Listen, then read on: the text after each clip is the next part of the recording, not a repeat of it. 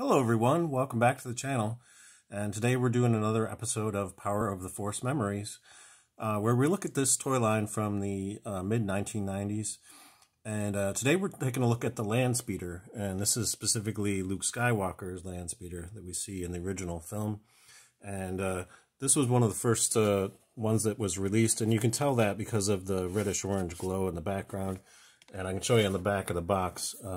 Shows you some of the features of the vehicle, and you can see the date here, 1995. So this was one of the first ones that was sort of released, along with the TIE Fighter, the X-Wing Fighter, and the Millennium Falcon. So I wanted to review this on the channel as the first one, because it is one of the first vehicles that was released in this line. So that's what the box looks like, and then I'm going to show you what it looks like out of the box. And you can see it right here. And there's a couple interesting features on this. There's a button on the front that pops open the hood. So that opens up and you can see inside some details of whatever that is. I guess it's the engine. Not really too sure. I assume it's an engine. But anyway, so that's kind of cool. And then the other feature is this lever in the center, which lowers down these wheels that are underneath. So you can just lower that down. And you can see they deploy, and what that does is it gives you sort of like the hovering effect.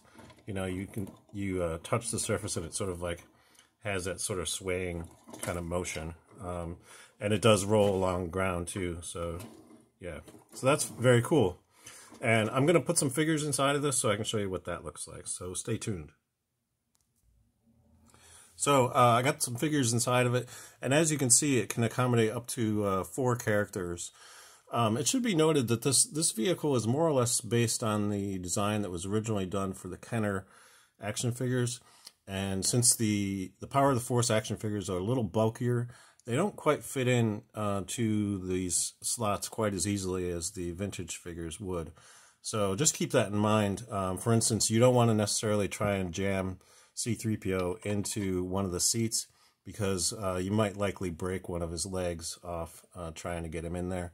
But Luke Skywalker and Obi-Wan Kenobi fit in there just fine. And I should make a minor correction to my video about Han Solo and Obi-Wan Kenobi. I had previously said that I didn't have a loose version of Obi-Wan Kenobi. Turns out I was mistaken. I had forgotten about this. He was sitting in the seats of the Landspeeder the whole time, and it slipped my mind that I actually had that. He does not include his outer cloak, though, just because that particular thing gets in the way of him sitting in the seat.